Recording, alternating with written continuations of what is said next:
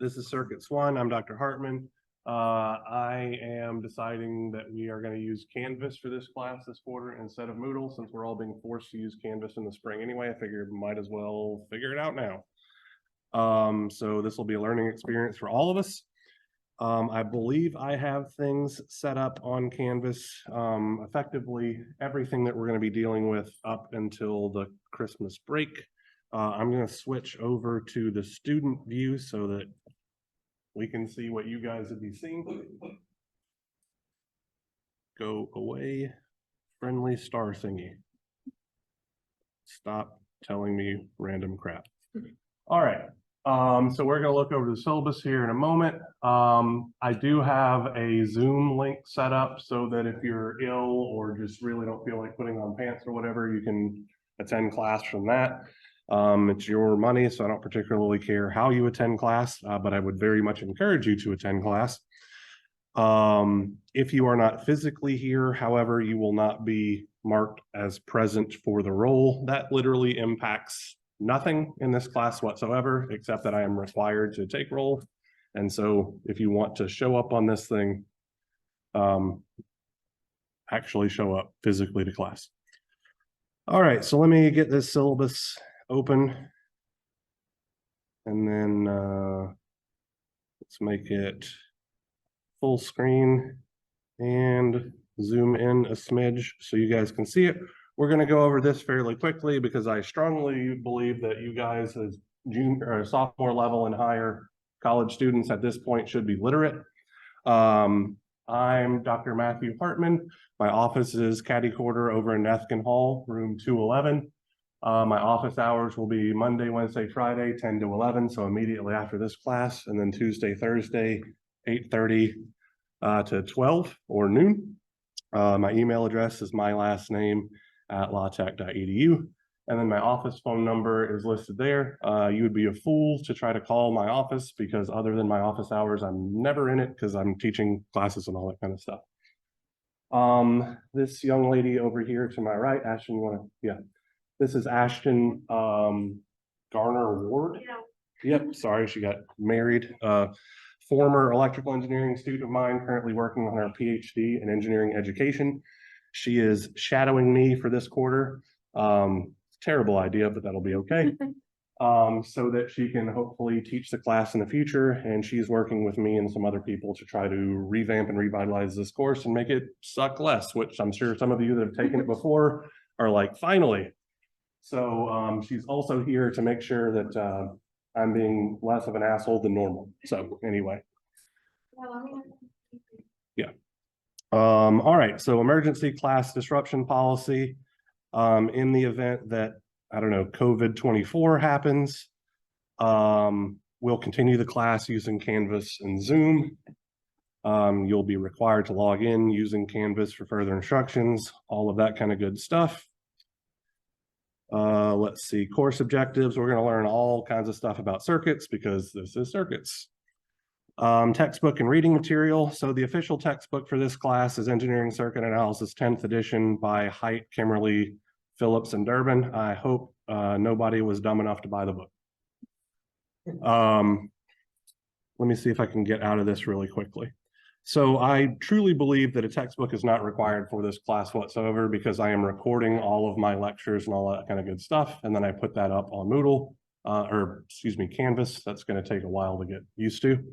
But if you just really, really want to have a textbook for this class, if you go to Google and you type in CAD and then the last name ULABY, the first link here is for a textbook called Circuit Analysis and Design by Fawaz Ulabi, Michael Maharbaz, and Cynthia First. These are three professors. One is at the University of Michigan, a very, very prestigious electrical engineering school. And they decided to write a textbook and then give it to students digitally completely for free.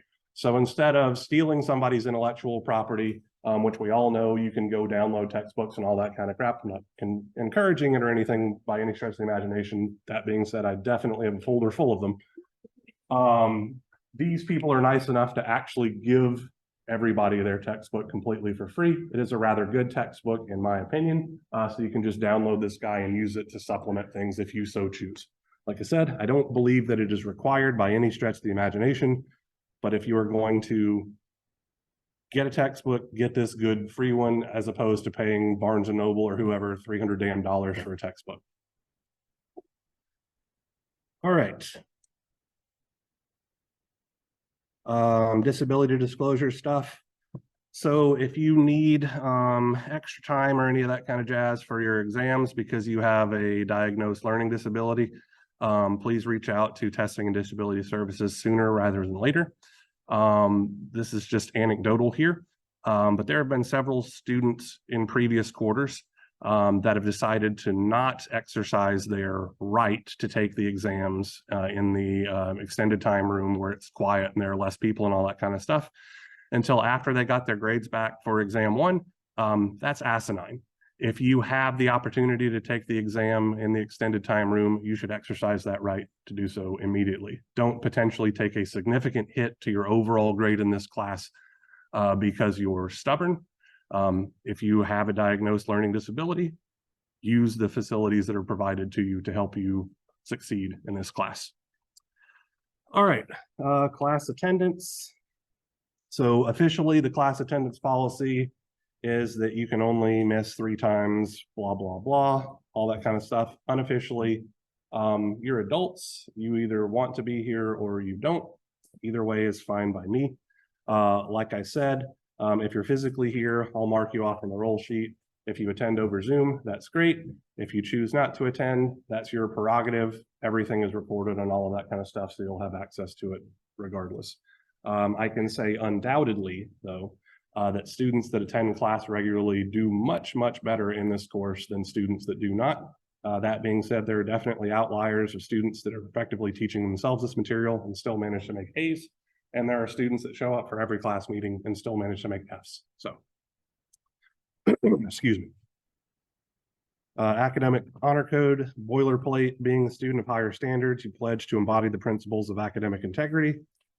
Academic misconduct is governed by the following policy, which a link is provided. Effectively, on the behavior side of things, here's the official language. The unofficial language is if you're less of a jerk than I am, then everything's going to be groovy. With regards to cheating,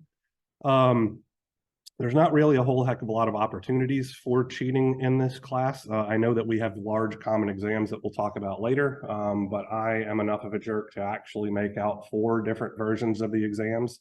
And the correct answers for exam form 1 are incorrect answers for exam forms 2, 3, and 4, which means if you look over at your peer and copy their answers, you're guaranteed to fail the test because you're intentionally putting the wrong answers down. So anyway. But don't cheat.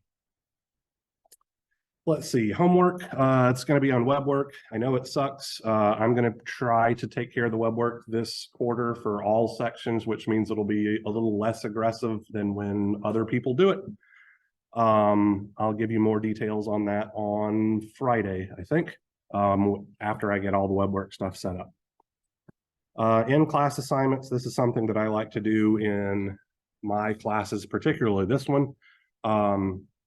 So nobody wants to hear me talk about circuits for 2 hours straight, including myself. I am an arrogant asshole, but I'm not that arrogant.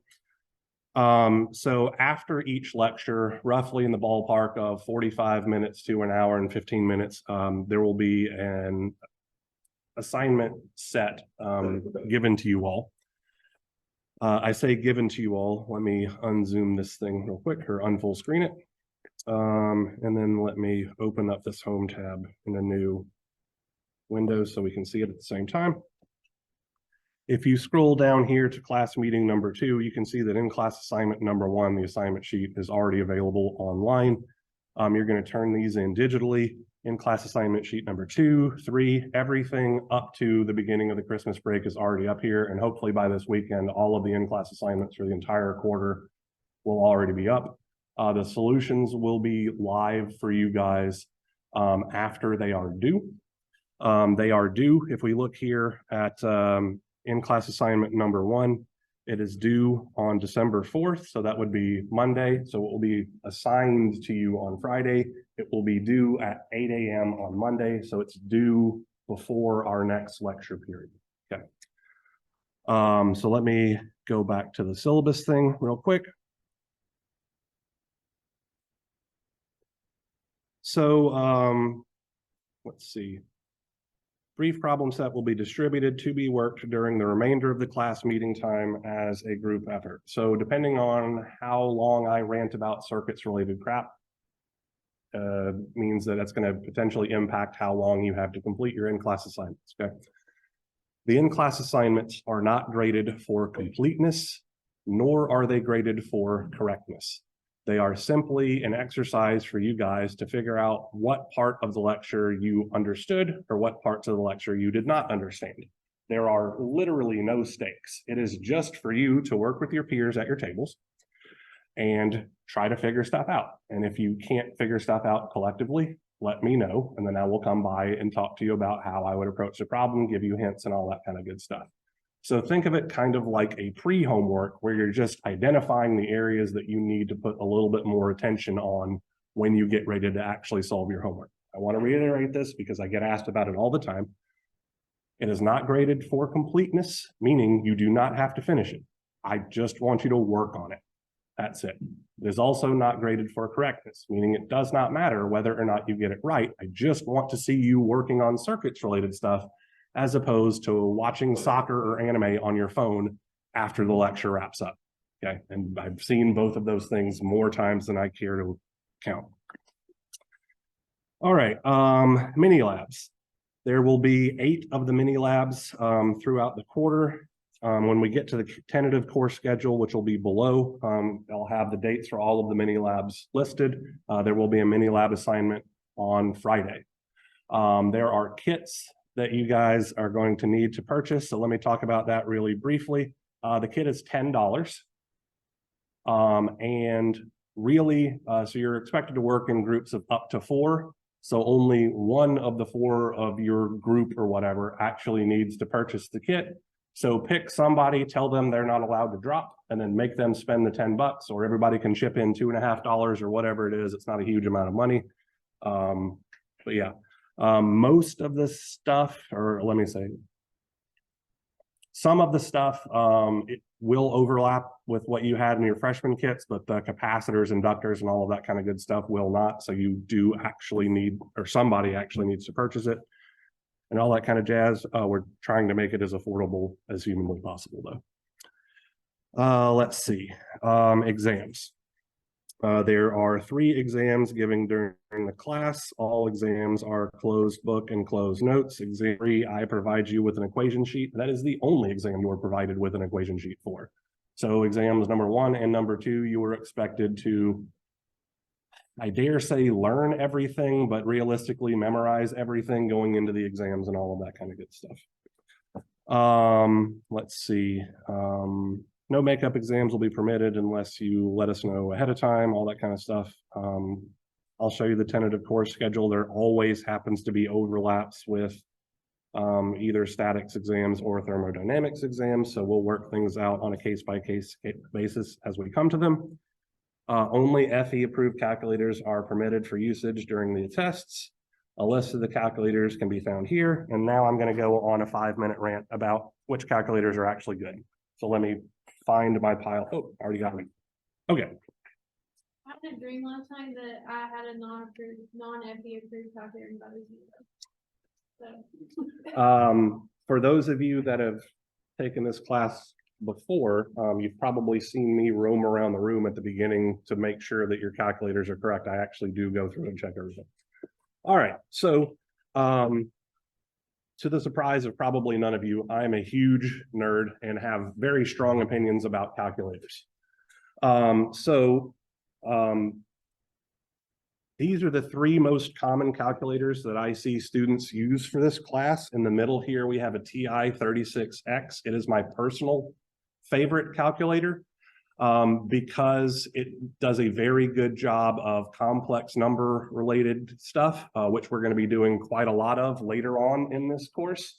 That being said, this Casio 991 is actually a very, very good calculator as well.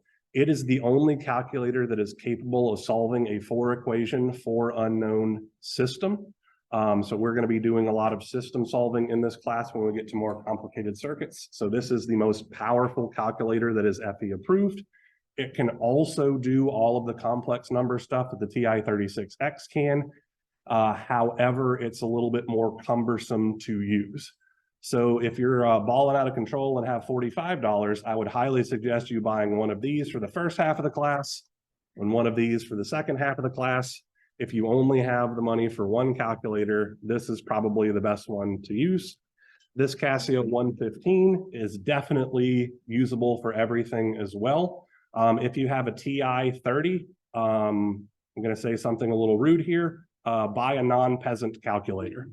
Okay, it's not good enough to do what you need to do in this class. Like, it's technically capable of doing everything, but it is going to be wildly cumbersome and you're going to be miserable.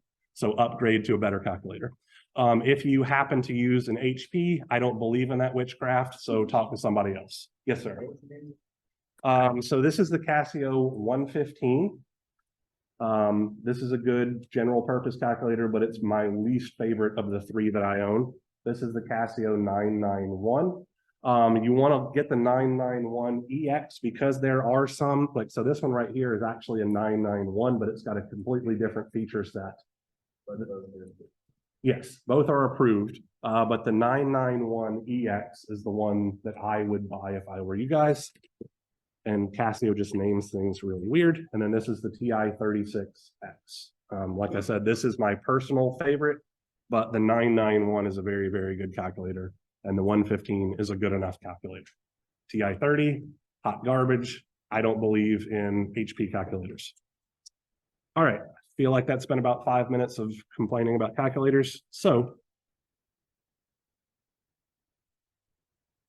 all right, should be fairly obvious, but all exams have a no cell phone policy, so don't get your cell phone out during your test, or I'll see you next quarter. The weighting of grades is as follows. Homework is going to be 15%. In-class assignments is 5%. Mini labs are 5%. And then exam 1, 2, and 3 are 30%. Hopefully some of you are good enough at math to realize that that adds up to over 100%. So what I do is the exam that you score the lowest on only counts for half weight. So effectively, you can have one bad test day and it won't negatively impact your grade too much. Mathematically speaking, if you were to make a 34 on exam 1 while still making literally 100 on everything else, you could have an A in this class. So I try to make it to where you can have one bad test without it completely ruining your chances of passing this class. Because of that, I believe, generous policy, I don't really curve. Well, so for exams, I don't curve at all. Let me just be very explicit about that. Whatever you make on your exam is what you made on your exam. If I made a mistake in as much as the correct answer wasn't available because I made a calculation error or something like that when I was making the test, I will happily throw that out. I have no problem admitting when I am at fault. But if the questions are not the issue and just 90% of the students got the question wrong, 90% of the students should have done better. I'm not going to curve anything or anything like that. Okay, so if it's my fault, I got no problem giving you points. If it's your fault, do better. Yes. If one of the exams is 15, how do the others rate? What do you mean? Like if it says the lowest exam grade would be. Right. So 15 plus 5 is 25. 30 and 30 is another 60. So 35, hold on. No, so 60 and 25 is 85, right? And then 15% from your lowest exam makes 100% total. Okay. All right. So I talked about me being a jerk and not curving. I don't expect anything to need to change on the syllabus, but if it does, I reserve the right to do so, and then I'll tell you if I did it. Emergency notification system stuff, sign up for it. This winter could be bananas, so we might have days where everything's done over Zoom or just classes outright canceled due to weather events, all that kind of good stuff. Our COVID-19 policy has gotten significantly shorter, but the gist of it is if you're ill with COVID-19 like symptoms or flu symptoms or anything like that, please don't come to class and get me sick. I'll be so pissed off. I have the Zoom thing set up for a reason, all that kind of jazz. Counseling services are available at the link below, and then we get to our tentative course schedule. So after I finish ranting about the syllabus, then we're going to actually have a brief lecture somewhere in the ballpark of 30 to 45 minutes. And then we'll get out of here for today. Here's the rest of the class stuff. You can see that I already have the dates and everything like that set up for the mini labs. The homeworks are tied to each of these lectures. Exam 1 will be on the first Monday after we get back from the Christmas holidays. So we will meet Wednesday and Friday, and then have the exam the following Monday. So it is early after we get back, but it's not a day after we got back, which I've done that before, and you guys wanted to beat me up in the parking lot. So I'm trying to avoid that. Exam 2 is the 29th of January. That should be, I believe, the week of the drop date. So you should have 2 exam scores back to you before your drop date, so you can make an informed decision about all that kind of good stuff.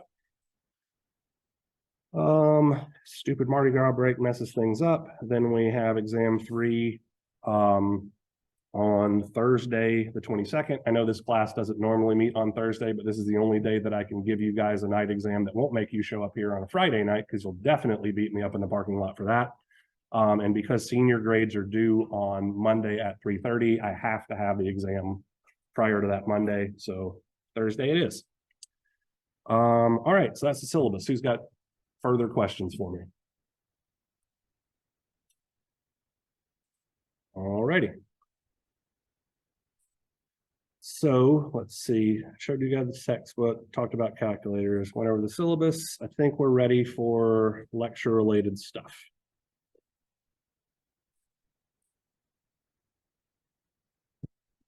All right. Oh, I need to take the roll.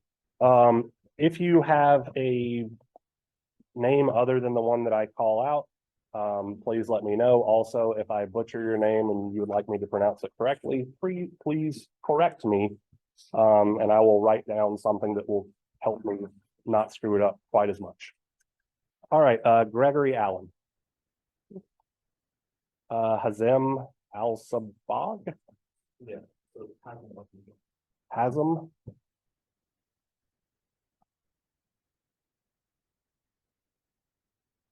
And then hit me with that last name again. Hasselblad.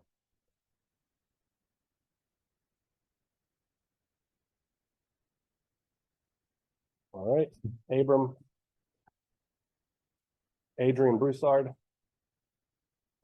Aaron Cantrell, Carly Carmelo, Gary, Memphis Dalmy. How do you, is that last name pronounced? Dalm, okay.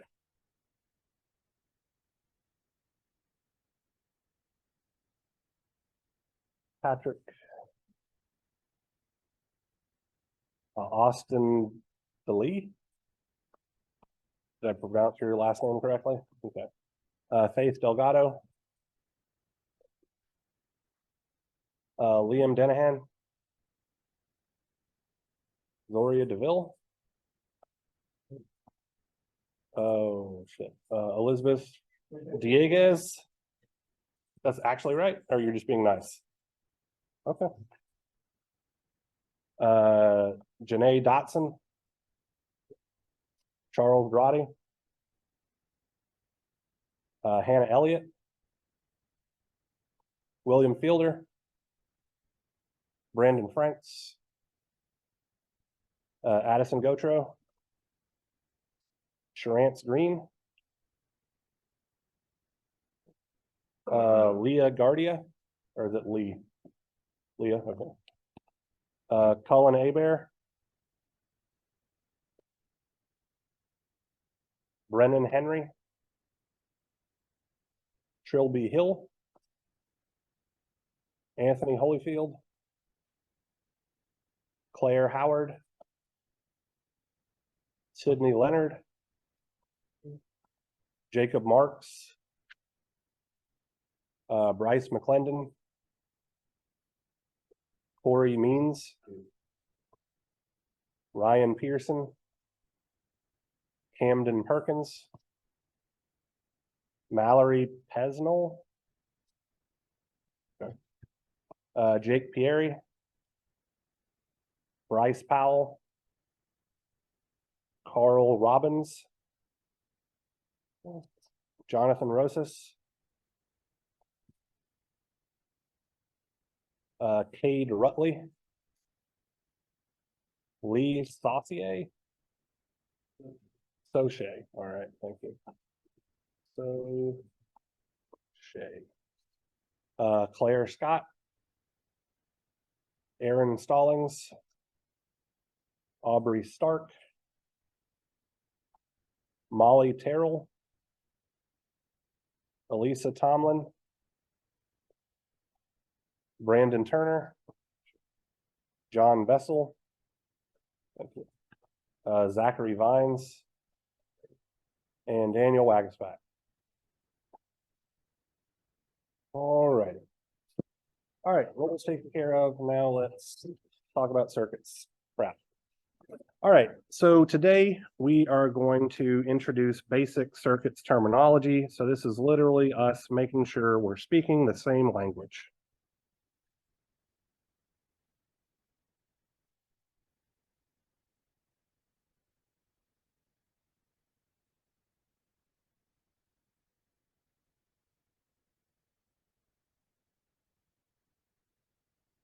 All right, so I'm going to begin by introducing the concept of a generic circuit element. So this is an example of a two-terminal circuit element, okay? So we have two terminals, one up here on the top and one down here on the bottom. These terminals are where we are going to connect this circuit element to other circuit elements in order to form networks and circuits, and I'll give you guys a formal definition of that here in a moment. So this generic two-terminal circuit element could represent a number of different things. So this might be a resistor, it might be a battery, it could be a capacitor, an inductor, a current source, a diode, things like that. The overwhelming majority of circuit elements that we are going to deal with in this class are going to be two-terminal elements.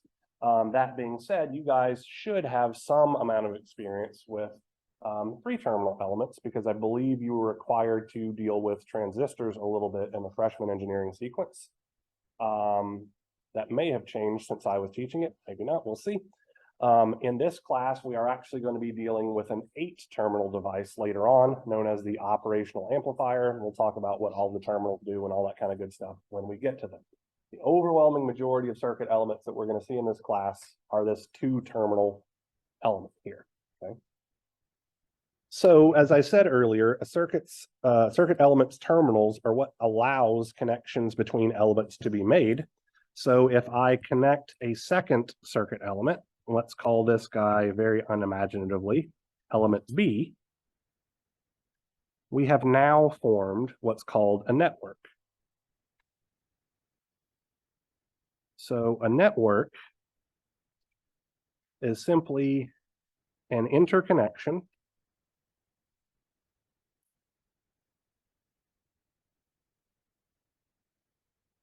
between two or more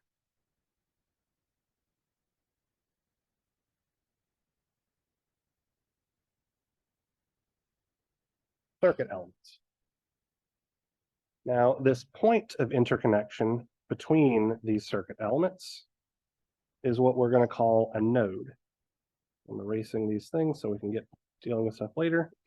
So this guy right here is a node.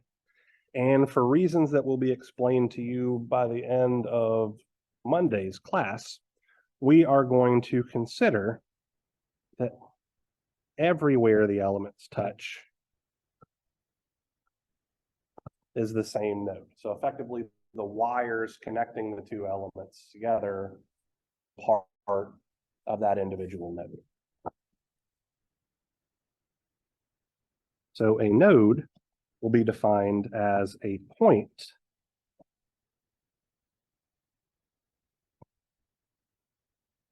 of interconnection between two or more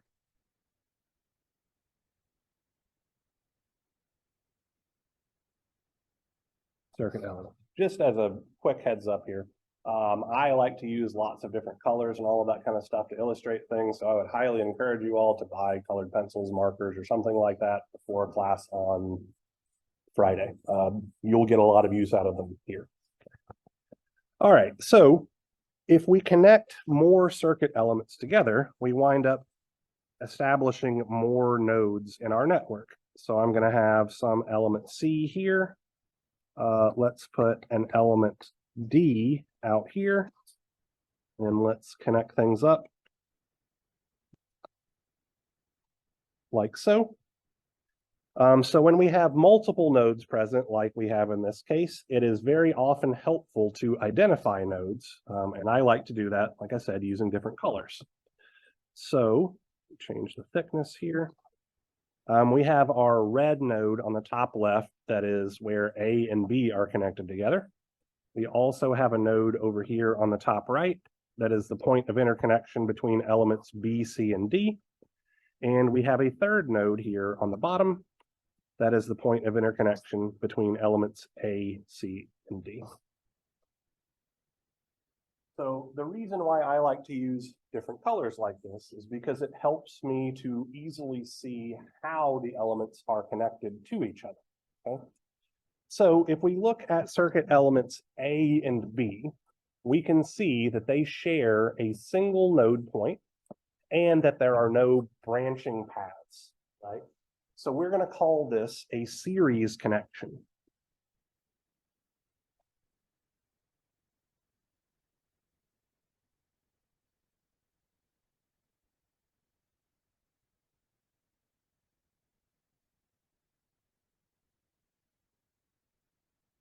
Where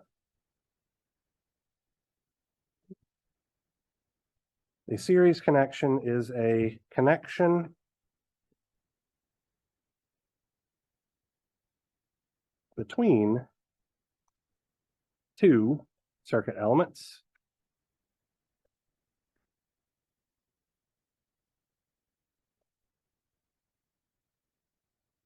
with no additional branching paths.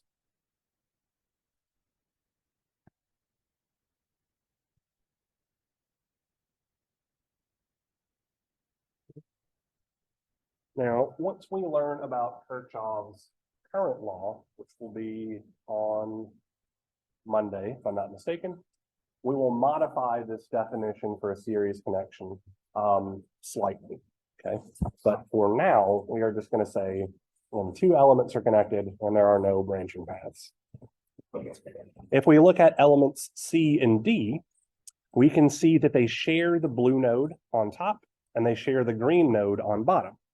So this is what's called a parallel connection.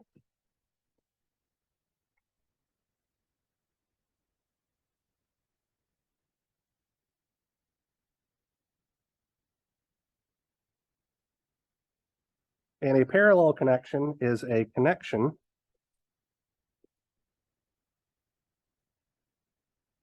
between two or more circuit elements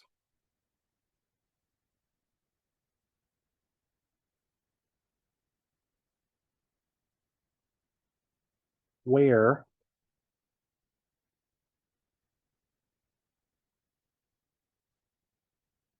all sets of terminals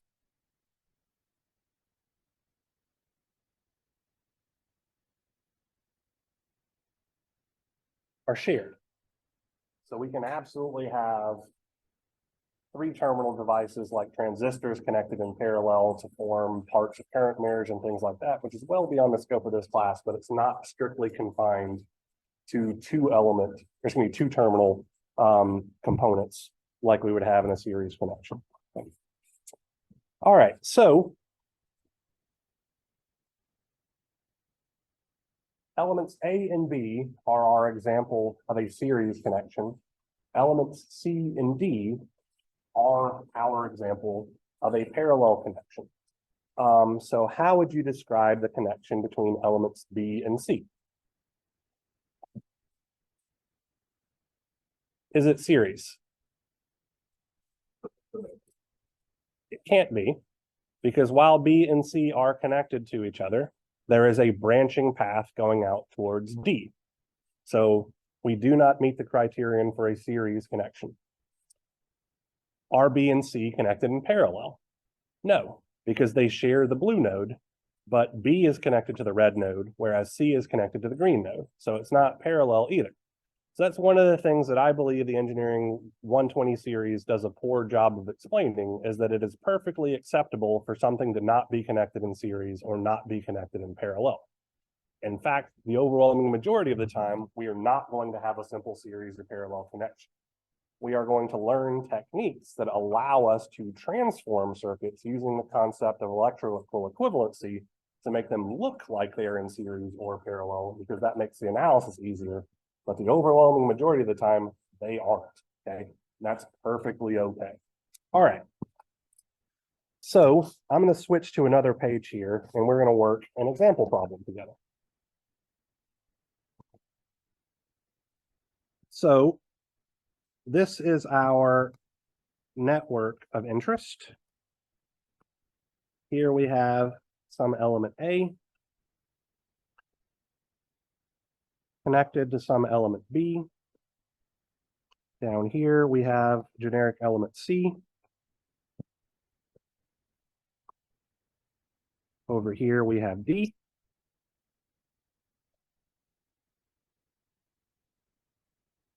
Up here is E. Diagonally across, because you guys hate this, is F.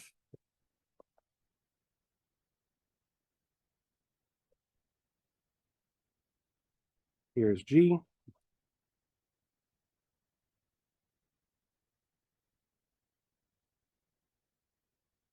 Here is H.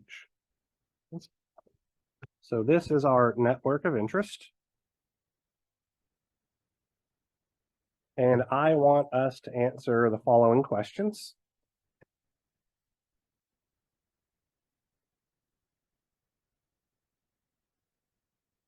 How many nodes does this network contain?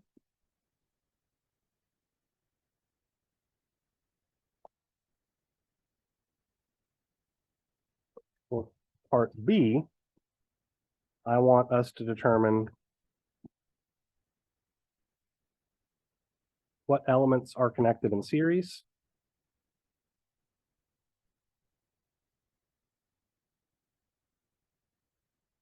And for part C, I want us to determine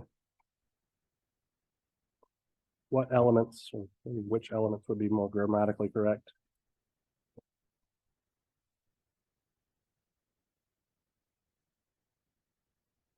are connected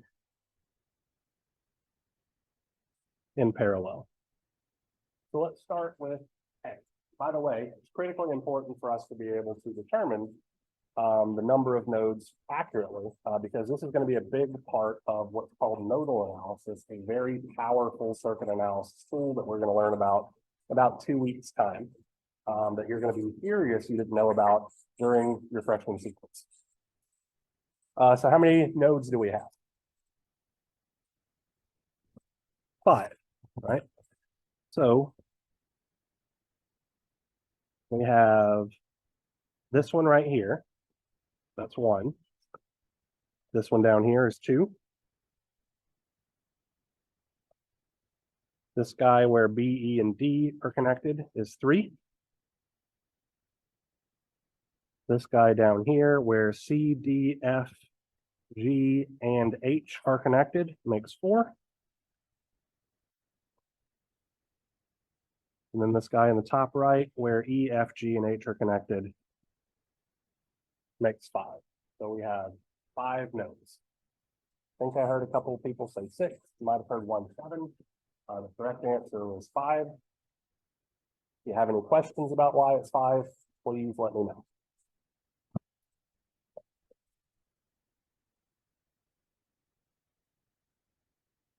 All right. So based on our current definition, for a series connection, which of our elements are connected in series?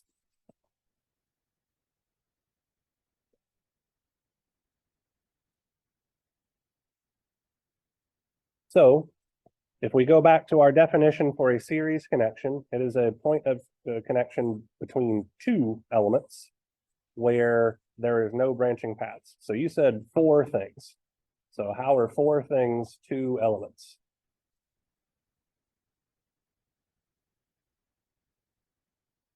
Okay, so A and B is one series connection.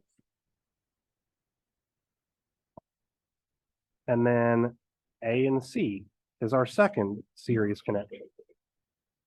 Now, I believe the gentleman who answered first said B was part of a series connection. But let's talk about why that can't be true, okay? Based on our current definition of a series connection. So we can see that element D is connected to element B, but it's also connected to element E, which means it can't be part of a series connection because there is a branching path. We could look at it from the same perspective. D is connected on the bottom to C, F, G, and H. It needs to be connected to only one other thing in order for us to have that series connection. So D can't be part of anything. Are there any other element pairs that are connected in series?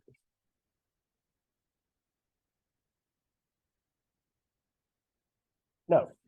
Okay. So just A and B and just A and C based on our current definition. Once we learn a little bit about Kirchhoff's current law, we would actually say that A, B, and C are all in series, but we'll get to that point early on next week. All right, which of our elements are connected in parallel? F, G, and H, all three of those form a parallel connection because they all share the pink node on top and the blue node on bottom. Okay? Why is E not part of that parallel connection? Abram?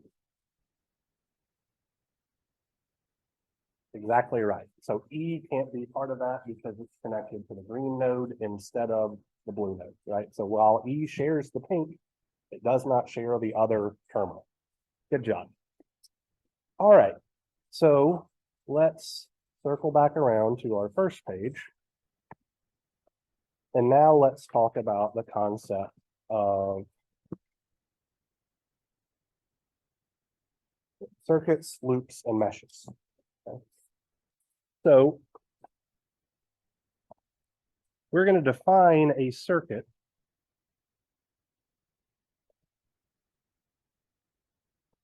to be any network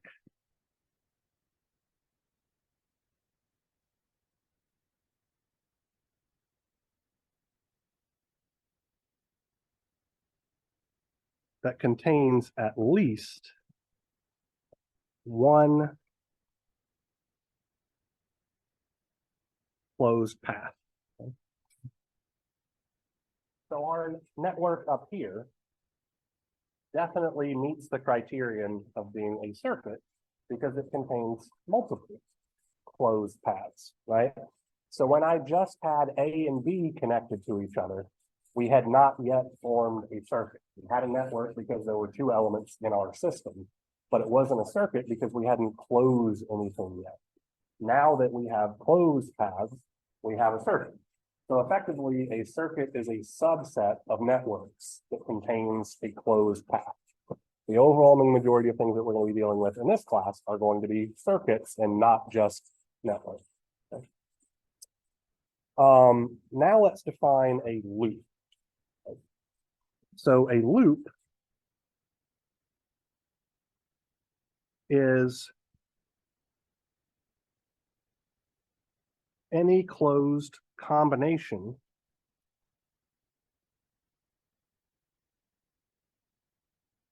of circuit elements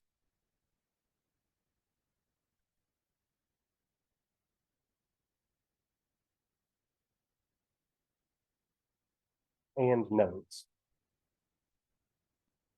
So based on this definition, how many loops do you believe that this circuit has?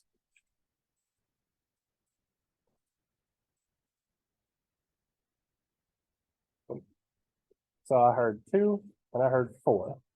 And both of those are incorrect. 3.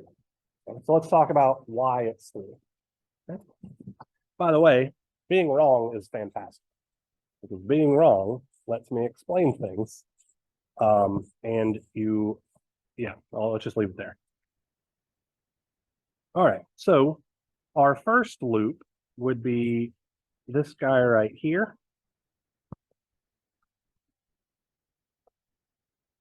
Right, we formed a closed path, so we're starting at the bottom node of A and we're ending at the bottom node of A, going through elements B and then C, right? So this is one closed path.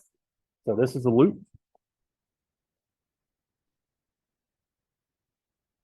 This is a closed path going from C around to the right through D and then back to the bottom of C.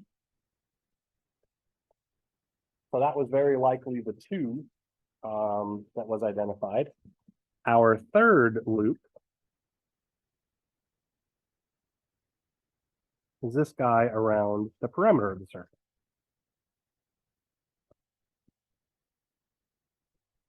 So that's also a closed path. So these are our 3 loops for this particular circuit. Now let's talk about meshes.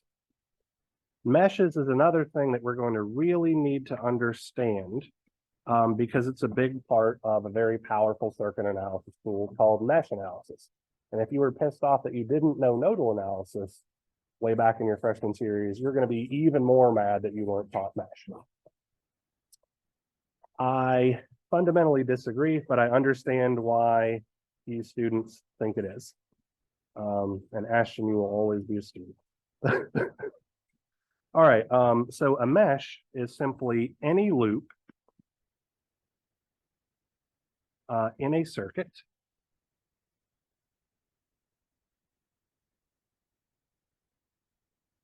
which does not contain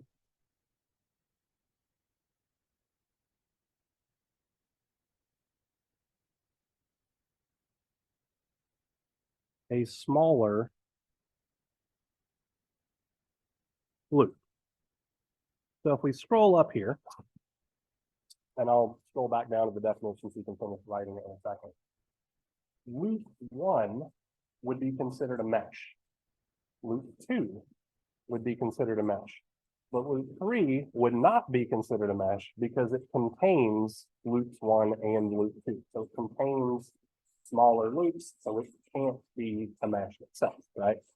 So a mesh is simply the smallest path that we can make, whereas a loop is really any closed path that we can make. All right, so let me scroll back down so you guys can finish copying down that definition.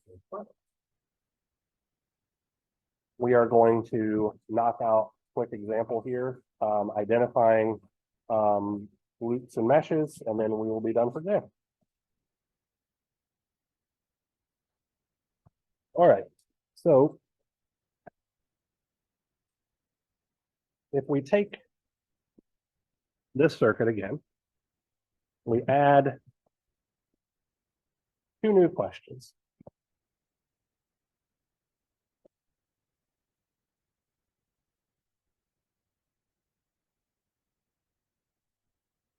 How many meshes does the circuit contain?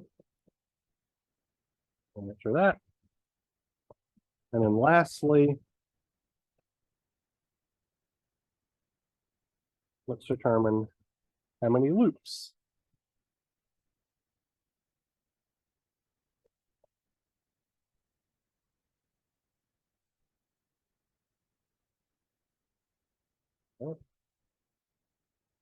So I'm asking meshes first because it's usually the much easier quantity to figure out.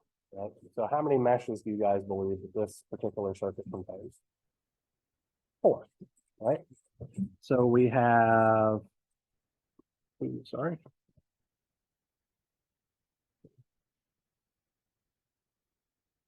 this one.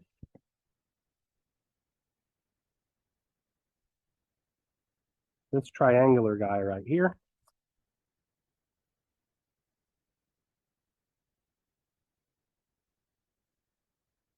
This triangular guy.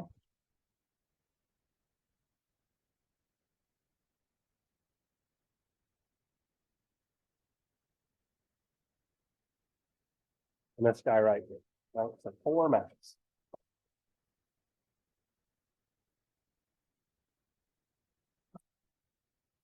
How many loops? Well, the short answer here is going to be a bunch. Right?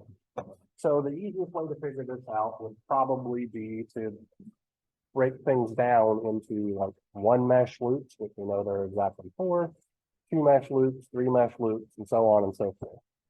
So we know from the jump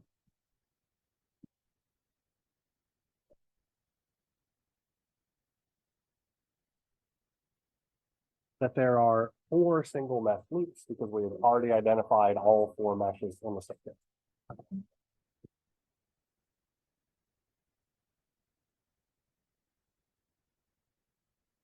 How many 2 mesh loops are there? I think there are 3, right? So let's do this in gray, right?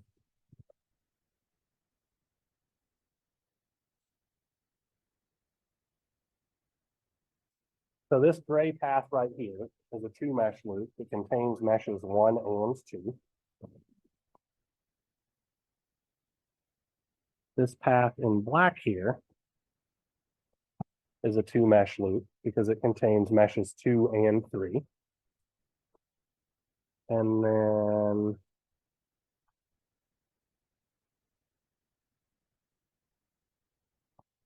path in yellow here is a 2 mesh loop that contains meshes 3 and 4. So there are 3 different 2 mesh loops in our circuit.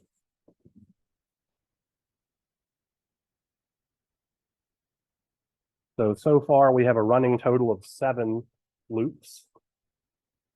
Oh, anybody have any questions about these 2 mesh loops before I erase them and go on to 3 mesh loops? All right.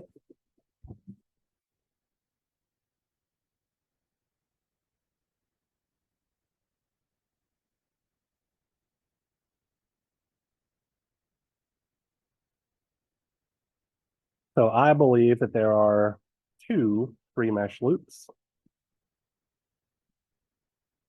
We have this guy right here, which encompasses meshes 1, 2, and 3.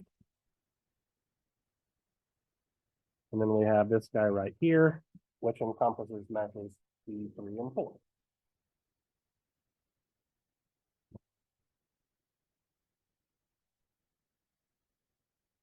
And then how many 4 mesh loops do we have?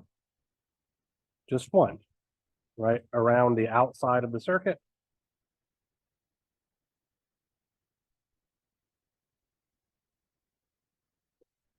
Like so. So 4 plus 3 plus 2 plus 1, if I'm not mistaken, is 10. So this relatively small circuit actually contains 10 different closed paths that we could potentially have to analyze. Yes, sir.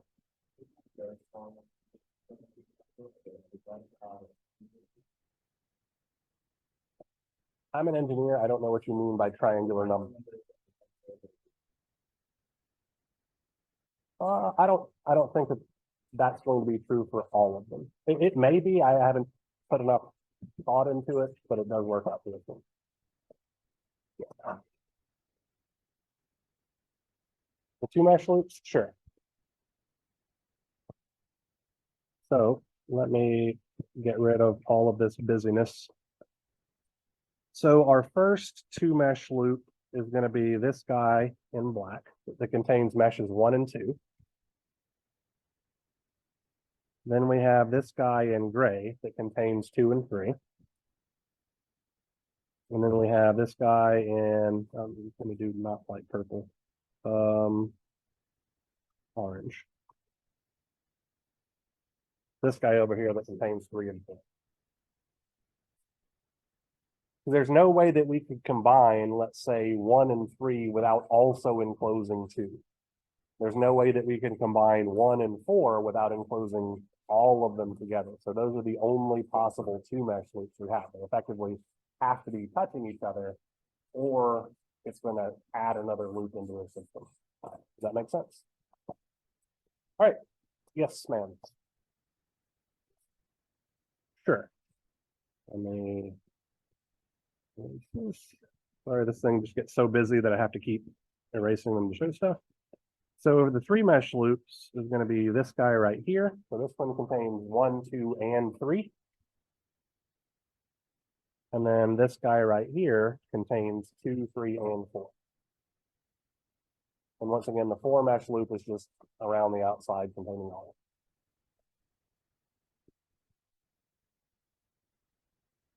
Anything else? All right. Well, I hope you guys have a great rest of your day and all that kind of stuff. Hope your winter quarter doesn't suck super hard like they usually do. If you have any questions about anything, by all means, please feel free and ask.